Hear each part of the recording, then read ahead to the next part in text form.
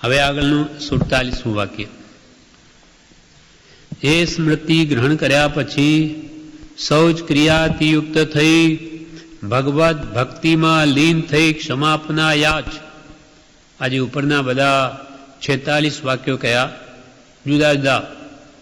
સ્ત્રીને અનુરૂપ, પુત્રને કે વકીલને કે રાજાને કે ગ્રસ્તને, જેને જેને જે વાક્ય લાગુ પડે, કે વૃદ્ધને કે યુવાનને કે વિદ્યાર્થીને, એ બધાએ પોતપોતાનો જો ઉપદેશ જ્ઞાનીઓ કર્યો તે સવારમાં સ્મૃતિમાં લઈ એ સ્મૃતિ ગ્રહણ કર્યા પછી શૌચ ક્રિયાયુક્ત થઈ ભગવદ ભક્તિમાં લીન થઈને ક્ષમાપના યાચ.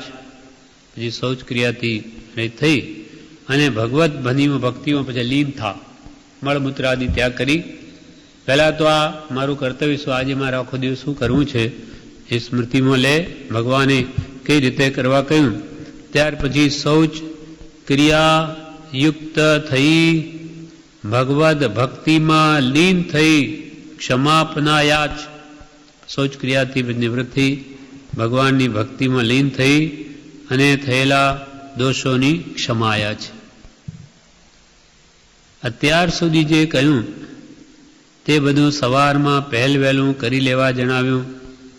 પછી દિશાએ જવા કહ્યું.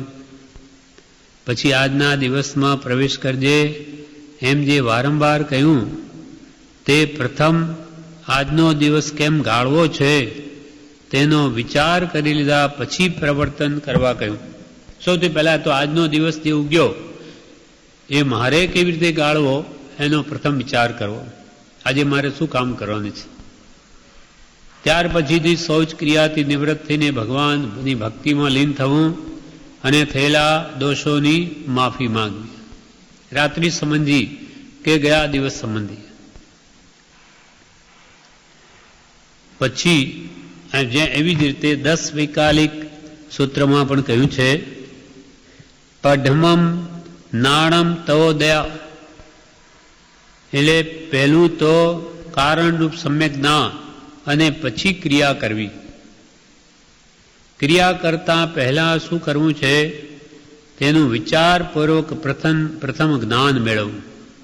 એટલે કે આ ક્રિયા કરવી છે તો આ ક્રિયા કરવામાં જ્ઞાની પુરુષની કેવી રીતે સંમતિ છે કે નહીં, અથવા એ ક્રિયાને કેવી રીતે સમ્યક રીતે કરી ગણા, એ બધું પહેલાં વિચારી લઈને પછી ક્રિયા કર. પ્રથમ જ્ઞાનને પછી ક્રિયા શ્રી સિદ્ધાંતે ભાખ્યું. પછી શૌચ ક્રિયા એ દેહની આવશ્યક ક્રિયા છે તે પતાવવી. મળમૂત્ર ત્યાગાદી એ આ દેહની આવશ્યક ક્રિયા છે તે પતાવવી. અને પછી ભગવદ ભક્તિમાં લીન થઈને ક્ષમાયાચ. એટલે રાત્રિ સંબંધી જે કંઈ દોષો થયા હોય તેનો વિચાર કરી હવે ભગવાન પાસે ક્ષમાયા છે. સવાર ઉગ્યો, રાત્રિ સંબંધી જે કંઈ દોષો થયા હોય તેનો વિચાર કરી હવે ભગવાન પાસે તેની ક્ષમાયા છે. કોઈ પ્રત્યે પોતે દોષો કર્યા હોય કે કોઈએ પોતાના પ્રતિ કર્યા હોય કે મન દુભાવ્યું હોય તે મૈત્રી ભાવ થવા માટે પોતે ક્ષમા યાચવી ને ક્ષમા આપવી. કારણ પોતાના શુદ્ધ ભાવ વડે છૂટવાનું છે. આપણા ભાવ શુદ્ધ થશે ત્યારે જ મુક્તિ મળશે. એટલે જે કંઈ પણ દોષો થયા એની માફી માગી અને તે દોષોથી નિવૃત્ત થવું.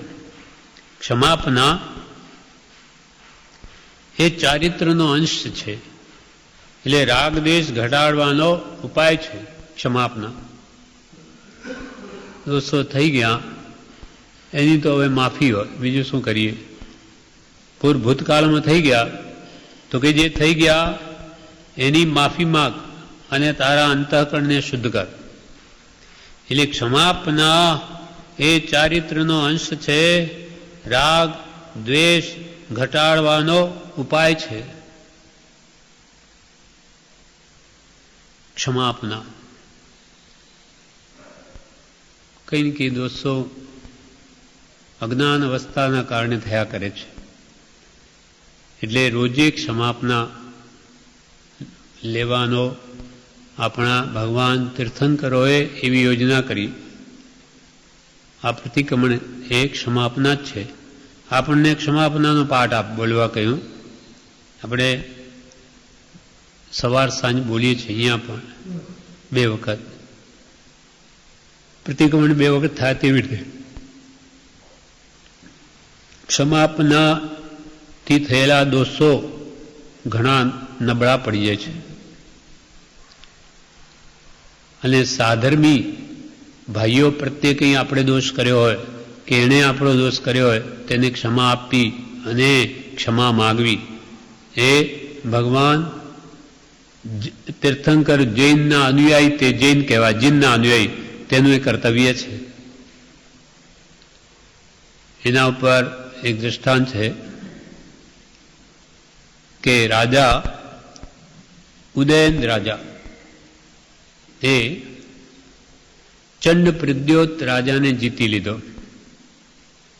એને જીતી અને લઈ આવતો હતો તે રસ્તામાં 14 આવી ગઈ. તો ઉદયન રાજા જૈન ધર્મી છે એટલે એને ઉપવાસ હતો તે દિવસે. એટલે રસોયાને એમ કહ્યું કે તું જા ચંડ પ્રદ્યોતને પૂછી લે કે તમારા માટે શું બનાવવું છે ખાવાનું. એને એમ કહેજે કે અમારા રાજાને તો આજે ઉપવાસ છે એટલે જમવાના નથી. ત્યાં જઈને એમ કહ્યું કે તમારા માટે શું રસોઈ બનાવું. તેને થયું કે કેમ? તો કે આજે અમારા રાજાને તો ઉપવાસ છે. તો એને વહેમ પડ્યો કે આ કંઈ આજે મને મારવા માટે કંઈ બીજું બનાવવા માગે છે. એટલે એણે પણ એમ કહી દીધું કે આજે મારે પણ ઉપવાસ છે. એને તો ભયથી કહ્યું.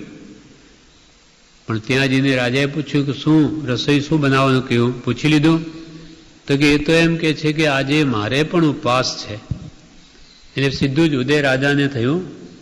ઉદયન હો, આ તો મારો સાધર્મી ભાઈ છે, આને હું ક્યાં પકડી લઈ આવ્યો, આ તો મારી ભૂલ થઈ.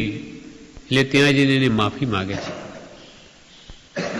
કે સાધર્મી ભાઈ પ્રત્યે અપરાધ ન કરા. એમ કરીને તેને એની માફી માગી અને પોતાને એના ઘરે મોકલી દીધો. એમ જે કંઈ પણ દોષો થયેલા આપણને ધ્યાનમાં આવે એની સ્મૃતિ રોજે રાત્રે કરવા કહ્યું છે. ધ્યાનમાં આવે તેવી તેની માફી માગવી જોઈએ.